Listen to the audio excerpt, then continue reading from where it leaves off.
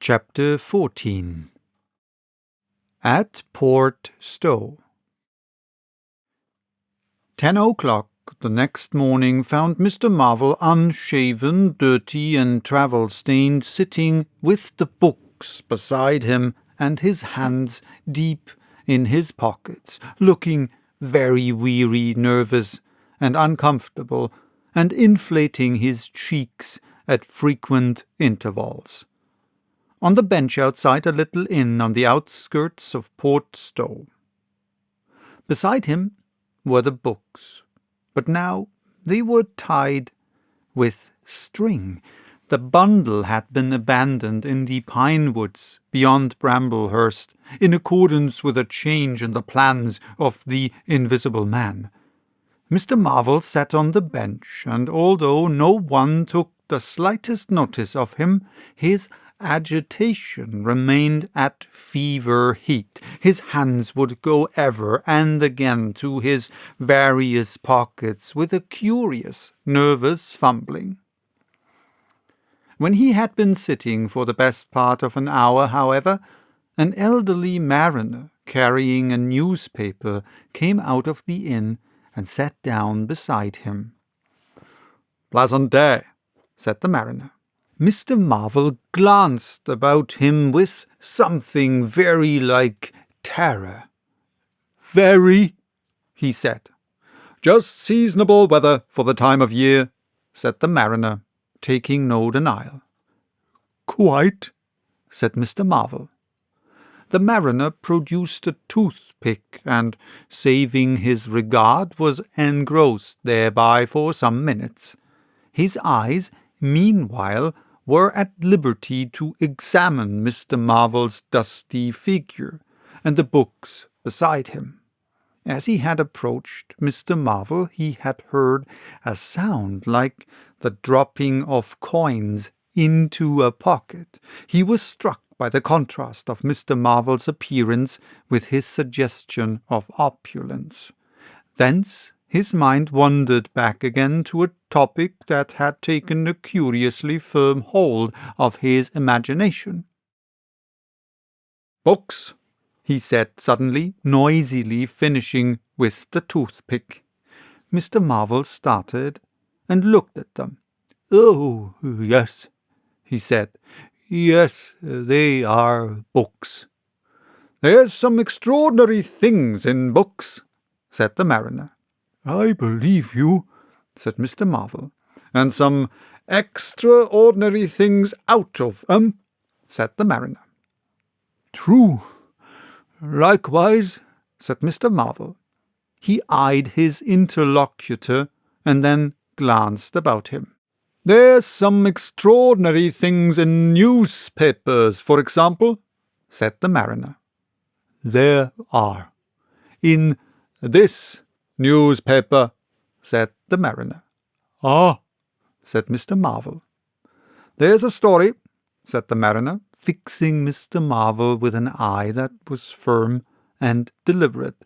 "There's a story about an invisible man, for instance." Mr. Marvel pulled his mouth askew and scratched his cheek and felt his ears glowing. "What will they be writing next?" he asked faintly. "Austria or America?" "Neither," said the mariner. "Here." "Lord!" said Mr. Marvel, starting. "When I say here," said the mariner, to Mr. Marvel's intense relief, "I don't of course mean here in this place, I mean hereabouts." "An invisible man," said Mr. Marvel. "And what's he been up to?" "Everything," said the mariner, controlling Marvel with his eye and then amplifying, "every blessed thing." "I ain't seen a paper these 4 days," said Marvel. "Iping's the place he started at," said the mariner. "Indeed," said Mr. Marvel. "He started there, and where he came from nobody don't seem to know. Here it is. Peculiar story from Iping, and it says in this paper that the evidence is extraordinary strong, extraordinary. Lord, said Mr. Marvel. But then, it's an extraordinary story. There is a clergyman and a medical gent witnesses saw him all right and proper.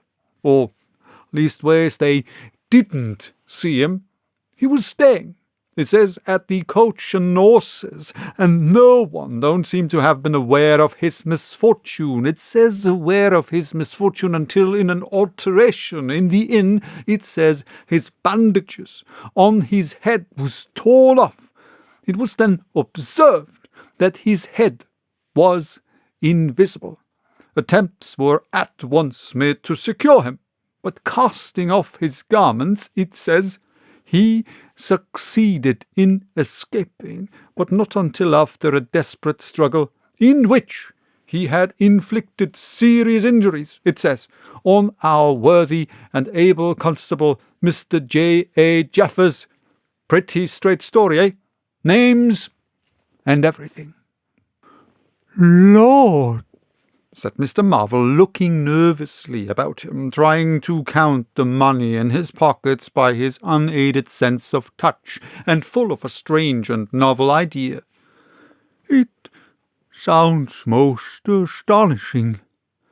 Don't it? Extraordinary, I call it.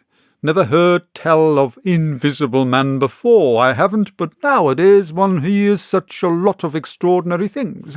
That all he did? Asked Marvel, trying to seem at his ease. It's enough, ain't it? Said the mariner.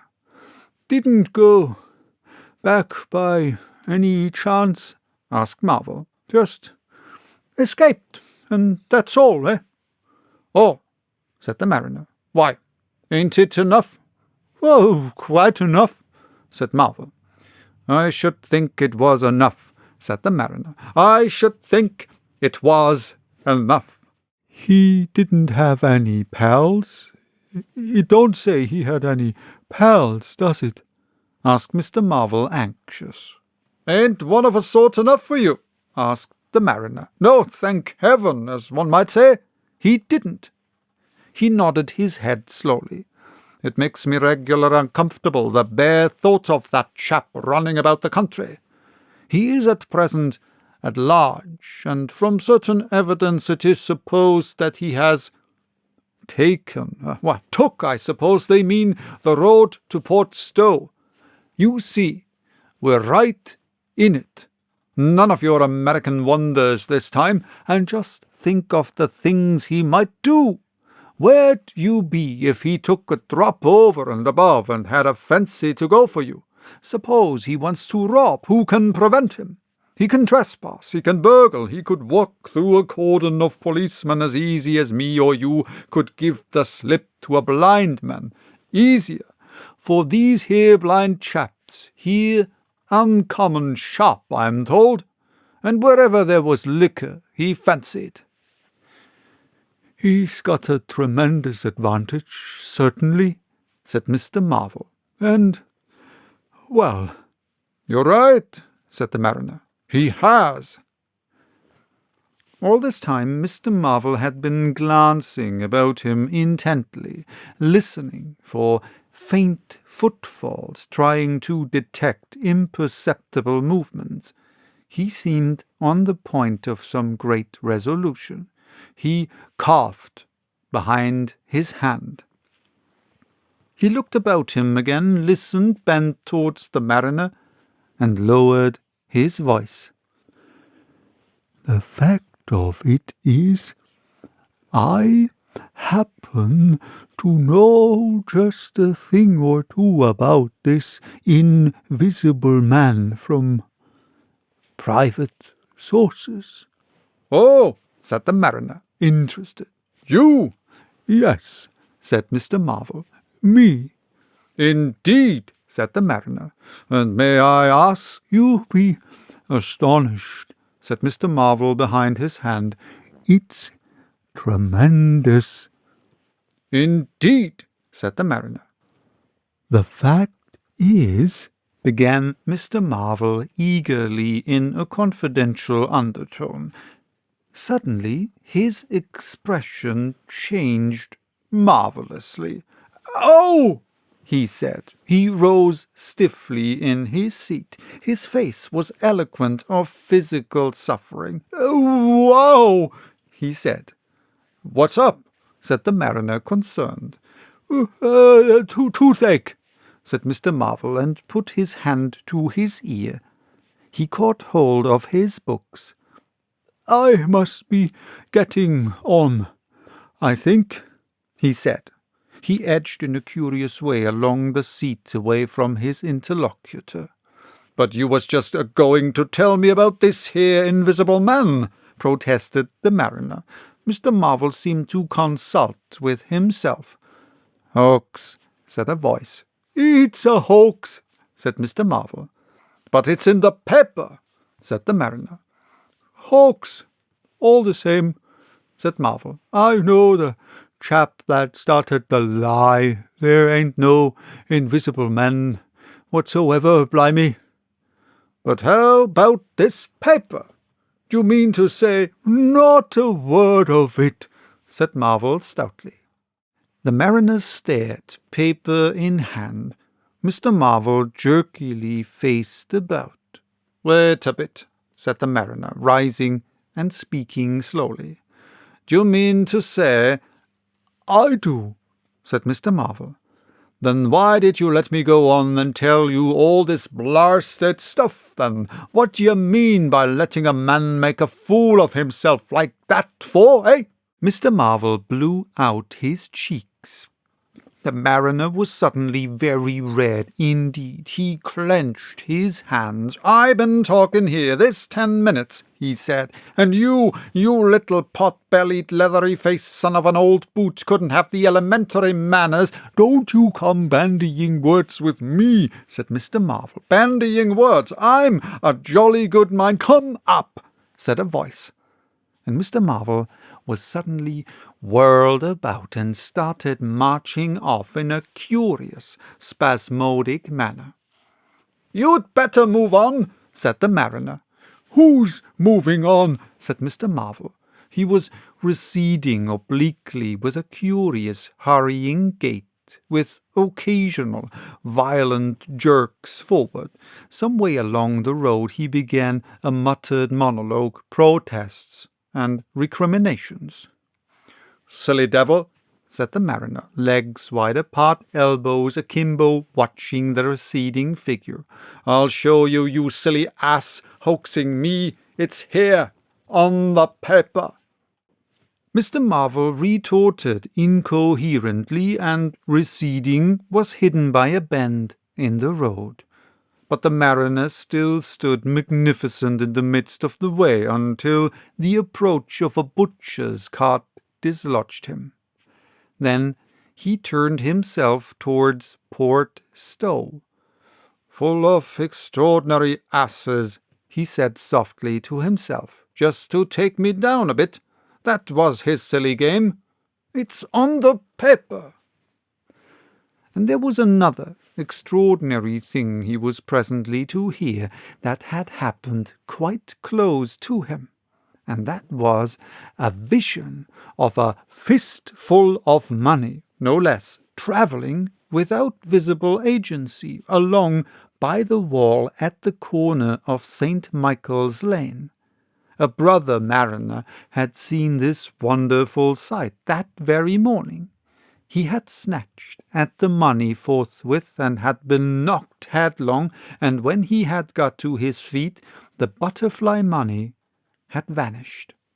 Our mariner was in the mood to believe anything, he declared, but that was a bit too stiff. Afterwards, however, he began to think things over.